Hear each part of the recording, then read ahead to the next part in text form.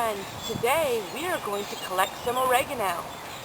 And they're calling for rain today, so I'm going to get out here and start picking up all this oregano because I need to dehydrate it today.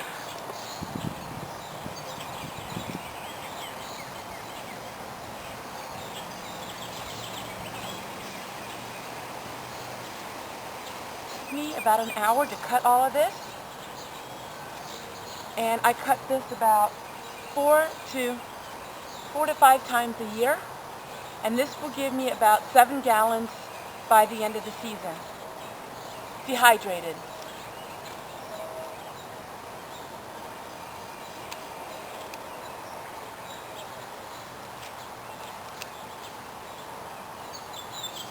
You always want to cut your oregano before it flowers. And you always want to cut your oregano on a very dry day.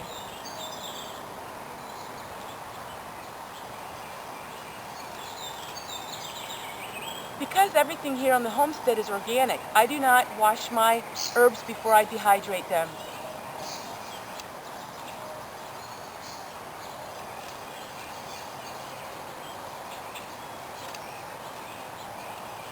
We're also going to pick some thyme today and some sage.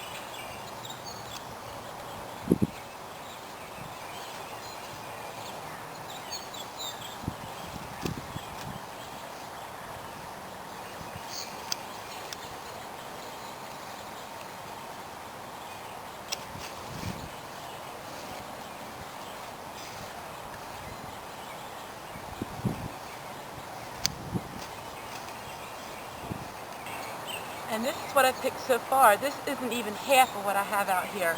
I have some oregano, and I have some thyme, and I have some spicy oregano that I'm going to have to pick once I start dehydrating this. I'm going to show you how to dehydrate with the dehydrator, and I'm also going to show you how you can dry herbs by hanging them upside down at your own home. Stay tuned. Alright, we're back in the homestead kitchen, and I'm going to show you first how I dehydrate these using my dehydrator. I have 4 dehydrators, and sometimes in the season they are all running constantly because I have a large amount of herbs that I dehydrate. I make about 7 gallons of dried spices a year, and that will feed me all winter, and I also use it in my canning recipes. Here is a sample of what my dehydrated spice mix looks like.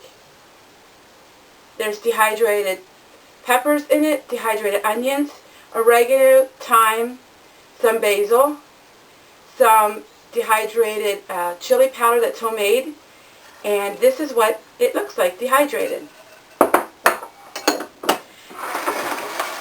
Now, because it is organic, I do not wash any of my herbs first. I just shake them off, and I'm going to show you a little bit what I picked. I'm going to have to pick 4 more times this amount when I turn the camera off. But this is the parsley. This is the flat leaf parsley. And of course, this is the spicy oregano.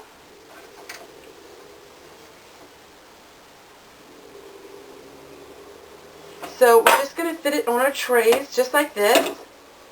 Just like this. They will start to wilt really rapidly. And it takes about 4 to 5 hours to dehydrate the herbs. I add about 5 to 6 trays per dehydrator. The company contacted me and saw my video and said that you can have up to 10 trays on your dehydrators. I use about 6 to 7. So I'm going to fill up these trays, and then I'm going to show you how you can dehydrate your herbs if you don't have a dehydrator. Okay, so you ask, how can you dehydrate your herbs if you don't have a dehydrator? Well, that is really simple. All you have to do is take a bunch of herbs, whatever herbs you want.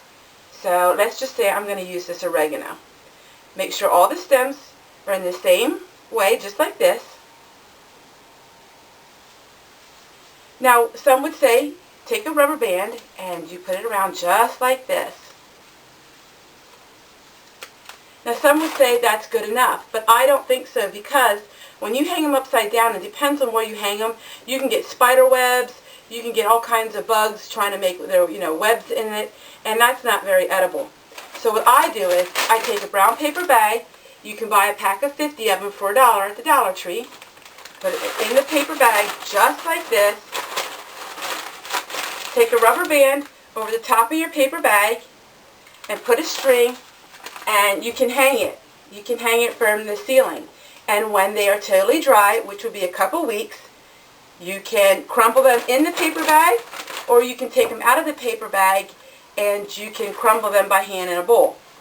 Either way works.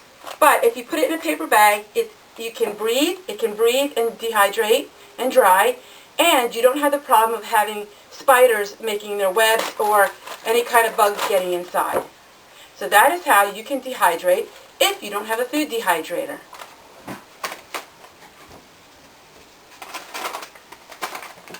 So I'm going to continue to fill up these trays. I have about 15 trays I need to fill up, and then I will show you what it looks like when they're totally dehydrated. Alright, I saved the last tray to show you how I take the dried herbs and how I put them through a colander like this, and I go around the sides like this to get all the loose pieces off of it. I did 30 trays of this, so it took me 2 days. Okay, I'm going to show you what it looks like. To make sure you don't get woody stems in, you're going to run it through just like this. I'm going to show you just how little 30 trays of oregano make.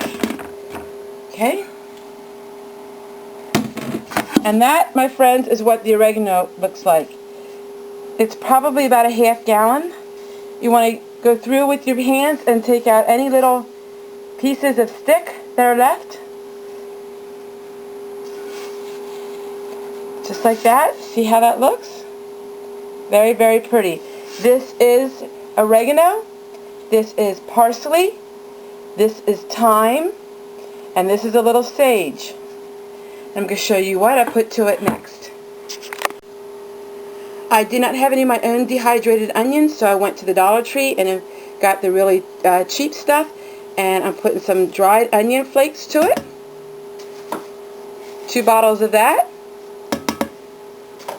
I don't add any salt to this mixture. We're going to mix it around. And this is all-purpose pizza Italian seasoning. I will be using this for canning my spaghetti sauce.